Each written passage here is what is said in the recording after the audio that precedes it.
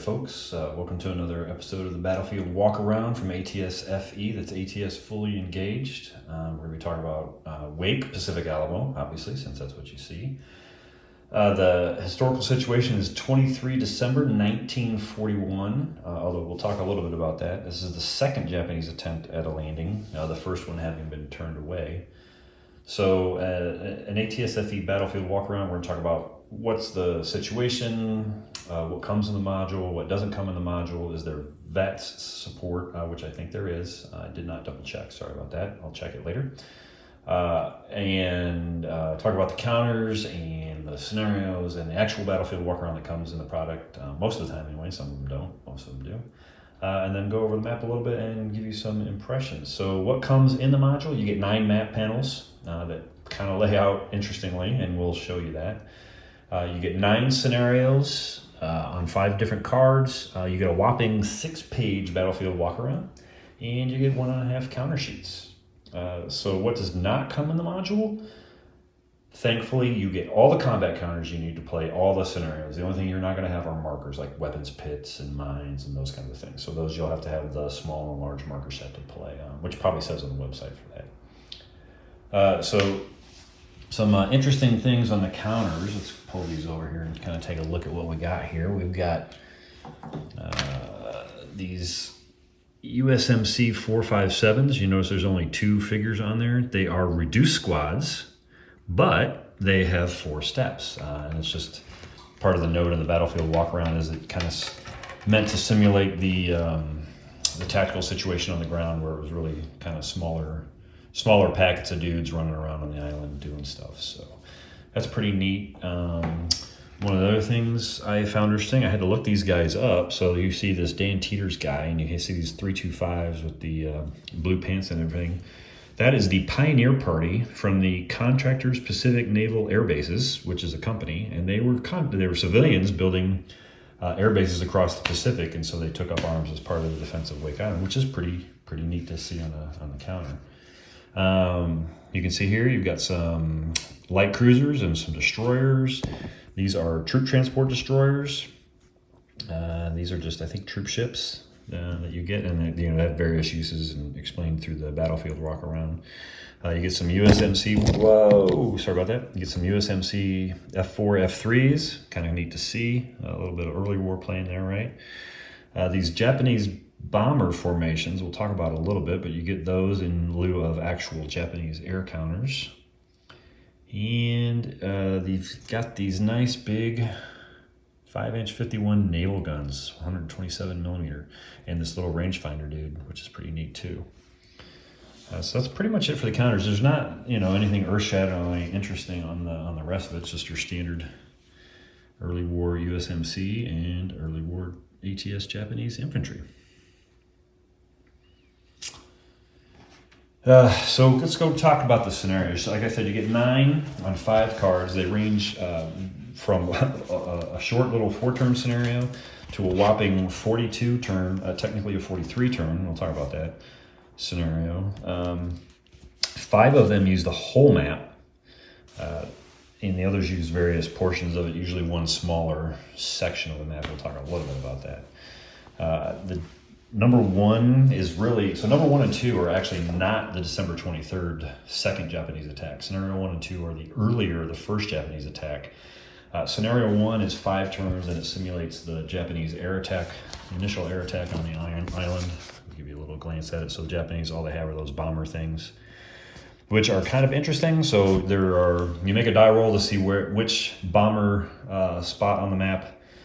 Actually, maybe this way. So this is number 8.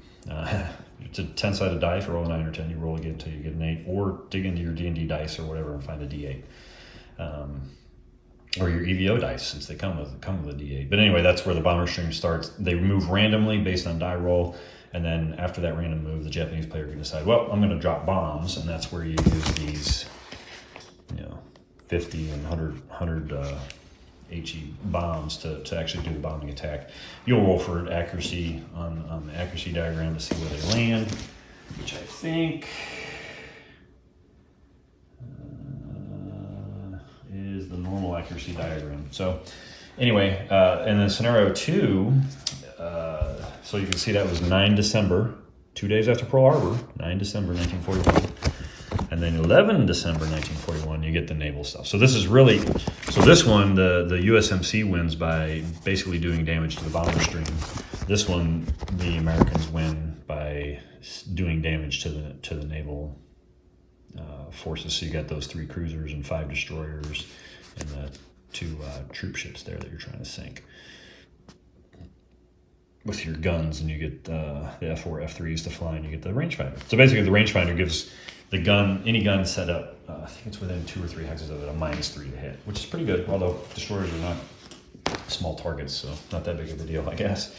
The other scenarios are kind of, I don't want to call them run-of-the-mill, but they're, what you'd expect, 9, 10 turn scenarios at different portions of the map. One uses the whole map, which is pretty cool. The big one, Pacific Alamo, number 9. This is on December 23rd. So the island fell basically in one day. The Japanese invaded in the morning and had taken the island by the end of the day. But you can see here, 42 turns. I said technically 43. Turn 0 is another bomber attack. Basically, the Japanese get a free bomber attack following those bomber rolls. And then you go from there. Notice the first 21 turns are night. And then some hazy turns and some average spotting terms. Japanese get OBA starting on the 28th from their offshore naval assets.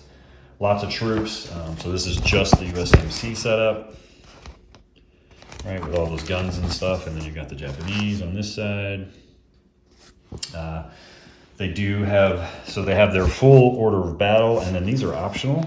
You can land using the rubber boats from those troop destroyers, and there are rules for that, which is kind of cool. We'll get into that when we look at the map a little bit more.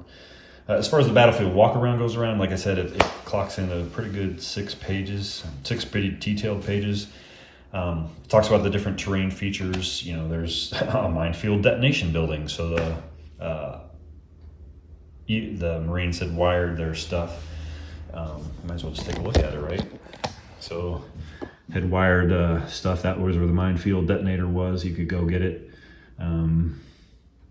You can see if we come along here, here's a gun placement, and I think during setup you can set up either in that hex or adjacent to that hex. That's where those 5-inch 51s go. I think there were 4 or 5 of those.